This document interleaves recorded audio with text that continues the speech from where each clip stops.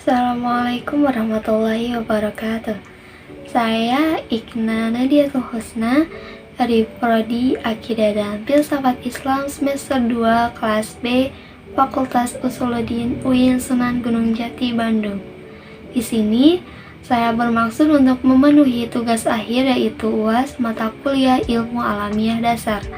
Dan di sini saya akan mereview sebuah artikel yang dimana judulnya adalah Konsep Penciptaan Bumi dalam Al-Quran, Studi Terhadap Quran Surat Al-Anbiya ayat 30 menurut Hamka dalam Tafsir Al-Azhar. Penulis artikel ini adalah Mercy Hendra, mahasiswa Prodi Ilmu Al-Quran dan Tafsir atau IAT, Fakultas Usuluddin Adab dan Dakwah, IAIN Bukit Tinggi. Dalam penulisan artikel ini, penulis memiliki tujuan, yaitu yang pertama, untuk mengetahui bagaimana konsep penciptaan bumi dalam Quran Surat Al-Anbiya ayat 30 menurut Hamka dalam Tafsir Al-Azhar. Yang kedua, untuk mengetahui bagaimana hubungan penafsiran Hamka terhadap Quran Surat Al-Anbiya ayat 30 dengan teori Big Bang.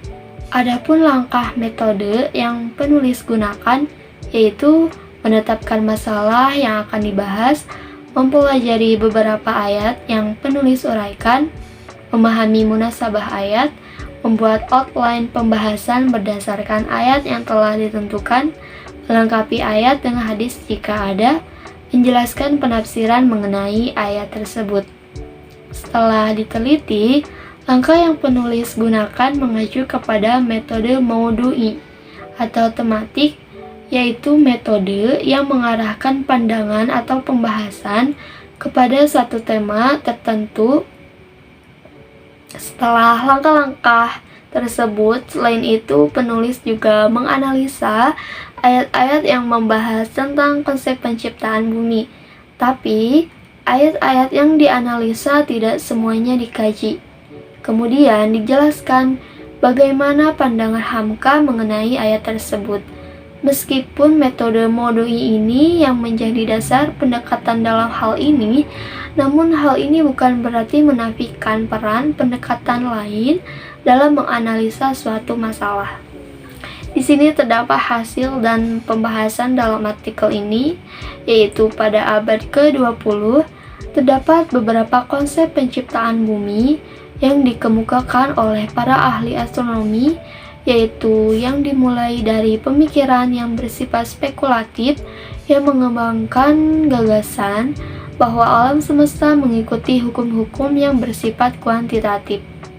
Kemudian muncul teori Big Bang atau ledakan besar. Setelah itu muncul teori osilasi atau ekspansi yang lahir akibat perbedaan pendapat antara model alam semesta statis dan Big Bang yang menyatakan alam semesta mengembang lalu mengerut, lalu mengembang lagi, dan seterusnya. Sedangkan Al-Quran telah lama menginformasikan tentang penciptaan bumi. Salah satunya terdapat dalam Quran Surat Al-Anbiya ayat 30. Ayat inilah yang menjadi fokus penulis dalam penelitian ini, karena ayat ini menggambarkan sejumlah fakta yang telah dibuktikan dengan sains dan teknologi tentang adanya ledakan yang memisahkan langit dan bumi.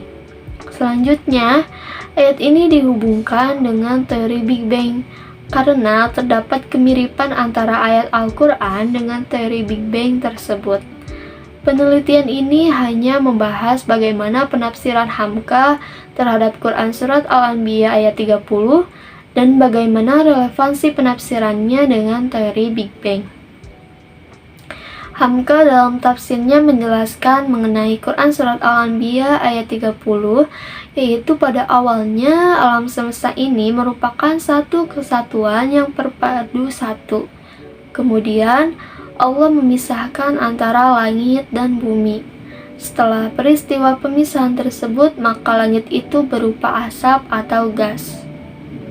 Setelah peristiwa pemisahan tadi, maka langit dan bumi terus-menerus mengembang dan bergerak.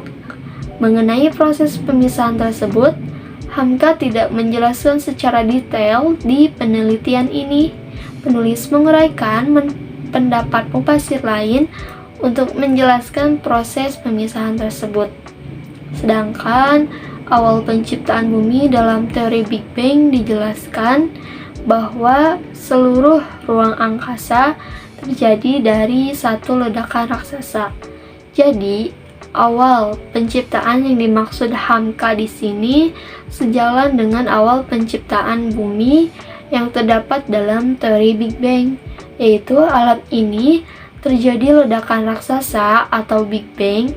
Nah, dari ledakan tersebut terciptalah planet-planet, salah satunya planet bumi yang kita tempati ini. Kemudian Allah menciptakan segala sesuatu yang hidup dari air dan seterusnya. Mungkin hanya itu yang bisa saya sampaikan, dan mohon maaf apabila ada kesalahan. Terima kasih atas segala perhatian. Wassalamualaikum warahmatullahi wabarakatuh.